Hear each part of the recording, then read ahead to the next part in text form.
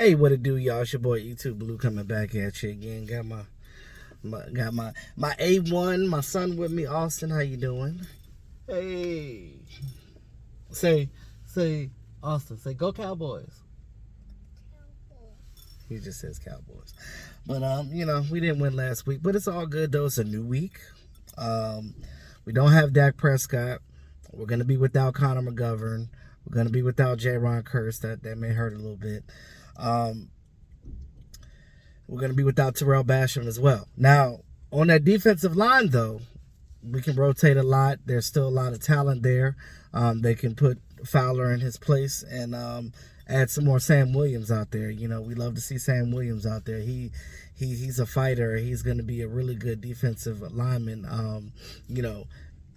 towards the end of this year and for the years to go. Defensive line, coming into the league, it's harder, getting acclimated because you have to switch up your moves because you're going against bigger, stronger, grown men in the NFL as opposed to college where, you probably dominated these offensive linemen there because you knew their weaknesses and stuff like that. But in the NFL level, it's a little different. They're a little stronger. So, once he finds, his niche, he's going to be really good. Now, going up against the Bengals this week. Now, you were able to stop. Now, I will say the good things. You were able to hold Tom Brady to 19 points. And if it wasn't for Mike Evans being as good as he is, it wouldn't have been that touchdown because even with that, he had to catch a one-hander to get that touchdown. Now, yeah, you're going against the Bengals this week. Joe Burrow holds the ball a little longer than Tom Brady does. Tom Brady gets that ball out fast. It was by chance that Micah Parsons was able to get 2 sacks off of him, both in the red zone area, because that's very rare. I believe our defense is going to be really good this year, but it sucks that our offense is not as good as it was last year. Because if our offense was good as it is last year, and the way this defense has already started the season, man, I don't think we'd be tough for anybody to beat. But because of the deficiencies we have on offense, because of the retarded thing for the Joneses to do to get rid of Amari Cooper, thinking that CeeDee Lamb, I'm not saying that CeeDee Lamb is not a number one. He definitely can be a number one, but no real, unless you're just Megatron or those guys back in the day that were just great like that, or the Larry Fitzgeralds of the world. And CeeDee's not that yet, but CeeDee is good enough to be a number one, but you still got to have a capable number 2 and a number 3. You got to have guys that are out there with experience. Just put it right here. He's literally out there with guys that Noah Brown is like your veteran. But at least with Cooper Rush, we know that the backup guys that we have, he has a lot of rapport with those guys. He's even got a rapport with CeeDee Lamb as well. But he's got a good rapport with Noah Brown and Dennis Houston as well. Yeah, you can put it right there. I don't want him to spill his little yogurt he got back there. But yeah, so you could definitely get Joe Burrow on the ground. If you were able to do that with Tom Brady, you're gonna be hell on the Bengals. We know that Lyle had trouble with TJ Watt last week against the Steelers. We're going to literally go against their offensive line with Lyle, and we know Lyle knows us as well. But I think that they're going to get a lot of pressure on this offensive line, and they're going to get to Burrow, and hopefully we can make some really good stops on their defense with our defense. Now, our offense got to do something. So the keys to victory on our offensive side, I'm not really too much worried about the defense. Like I said, I think we could really do a good job on defense, just getting to Burrow and getting him on the ground and frustrating him and getting him to throw errant passes so we can get some interceptions. Now, though, I will say without J-Ron Curse, though, because, J-Ron Curse's value on this team is huge. The fact that he plays 3 roles. He's the quarterback of the defense, meaning he calls the plays. I don't know if you guys know, but he has the green dot on his helmet, so he calls the plays. So I don't know who they're gonna get to do that in this game, but I know that either you don't want Micah doing it because Micah needs to concentrate on what he's doing. But they'll get somebody else in that defense to call it, though. Maybe Leighton Vander Esch or something like that. But I will say this. Even without J-Ron, I think we'll be fine for the most part. Next guy, Israel Mukwamu, he's a guy that's rangy. He'll get out there and get some hands on people. And even the young guy, Marquise Bell, give him a little chance to get out there and do some things as well. Our offense, again, we're starting Cooper Rush. So get Cooper Rush out there. If we run the ball efficiently like we're supposed to, we will win the game. We were running the ball well last game. I don't know what happened. Mike McCarthy finally came out and said, hey, we got to play smarter. Mike McCarthy, I guess, apparently now knows that his job is probably on the line and needs to understand that you gotta get Boy Wonder or whatever they like to call him to get these plays right. Because as something's working, you have to keep doing that. You can't just be out here just stop going for the run or stop running the ball when it's working. I don't know. But it's just a common sense thing to do. I'm not even a coach, and I realize that. But, I mean, I don't know. We know that Kellen Moore loves to throw the ball. He's been a gunslinger since he was a quarterback himself in the NFL and in college. But, you can't call plays like that. You're going to lose games. You're going to be too predictable. Teams already know what we do. So, we got to get out of that Jason Garrett mindset. So, this is another thing that irritates me, and I said this in one of my group chats. For those of you that are yelling at Mike McCarthy and saying Mike McCarthy needs to go, you need to refocus your attention on it not really being his fault. It's more so the ownership. I don't care who you bring in here as a coach. As long as the Joneses are telling the coach that he can't do this and can't do that and blah, blah, blah, blah, blah, blah. Don't matter what coach you bring in here. It's going to be the same results. Because when you hire somebody to do a job, you hire them because you like their skill set. You like what they bring to the table. Well, this organization needs to stop. They need to stop interfering with coaches. If you hire the coach to do a job, let him do his job. They said when they hired Mike McCarthy, when the pandemic hit, they said they wanted him because he had Super Bowl experience. He knew how to put together an offense, which is true. He did that in Green Bay. But you didn't allow him to do that. You guys do understand. Those of you that don't know, I'm shocked that you don't.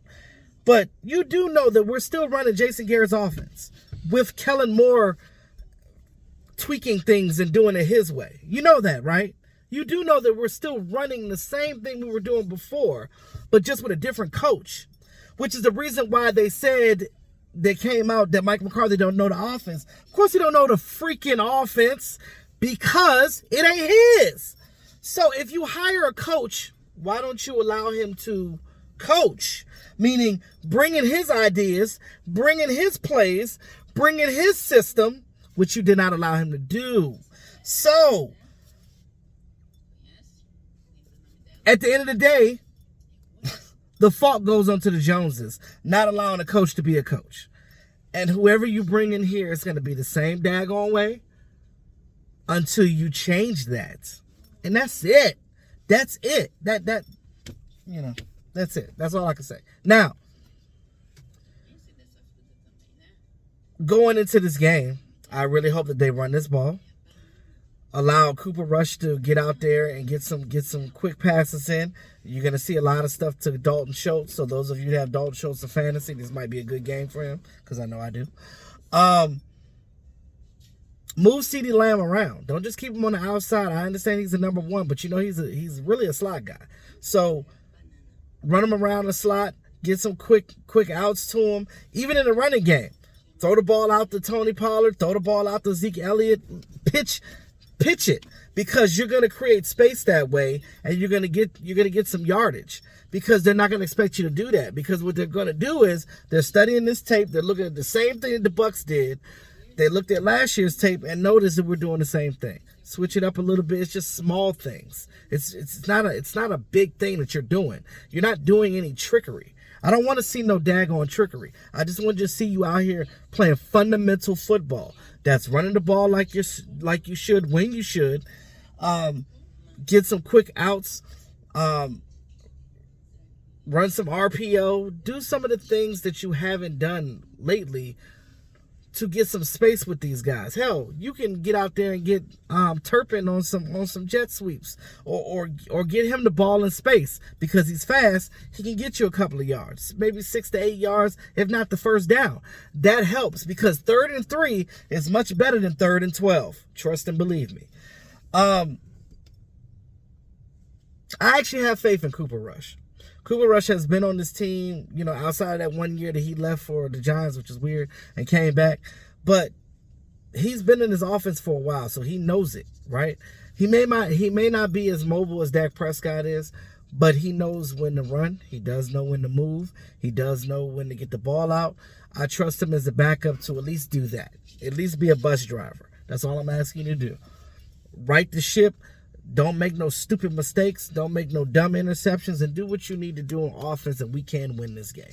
If the defense is doing what they're doing and applying pressure on their offense, all we have to do on our offensive side is literally go out there, play fundamental football, get down the field, get different people the ball, move CeeDee Lamb around, get this running game going, and they will be fine. Trust and believe me.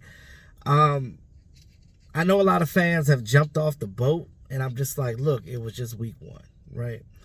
We lost to the Bucs last year too, and we still ended up the season 12-5. Granted, we did have a quarterback all year, but Dak was still injured last year too. He did miss that game. That's when Cooper Rush came in there and beat Minnesota. Now, granted, we don't have Amari Cooper, but I know that Gallup is going to be out this week. Maybe he'll play next week, because I think we got a Monday night game next week.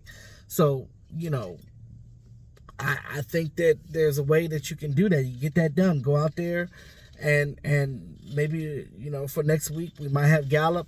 You don't have James Washington until after week 5, but his injury is healing really well. He's been on the sidelines with the trainer with the resistance course, so that's a good thing.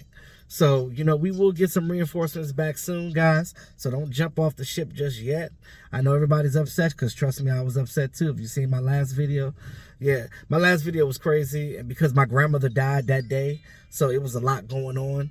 So, my grandmother's funeral is next week, so, the family is still, grieving right now, and it's going to be a little tough for me for the next week or two, but just bear with me with the videos. I'm trying my best, but I got a lot going on with the personal life and stuff, so yeah, rest in peace to my grandmother. She was the matriarch of my family, and she raised me, and she was pivotal in my life, so this one really hurts. It does, but life goes on, and I know she's in a better place, and she ain't hurting no more, and God got her. So that's all I can say about that. So rest in peace to her, and praise God. To end this video, I will say that I'm not gonna say the Cowboys are going to win this game, but they can, though. If they do everything that I just previously said, run that ball, do what you need to do with the wide receivers, move around CeeDee Lamb, don't get frustrated, just play your game and allow everything to just flow. And then do it, and then on defense, apply that pressure. They're gonna do what they do on defense, but we have to do what we need to do on offense. Period. So, because remember, they got Chidobe Awuzie, our old cornerback, and they got Eli Apple. You could make some plays on Eli Apple. No offense to Eli Apple. Shout out to Eli Apple's mama though, Annie Apple. I love me some Annie Apple. Anyway, she is gorgeous. Eli, I might be your stepdaddy one day. So now let me stop. Anyway, but I will.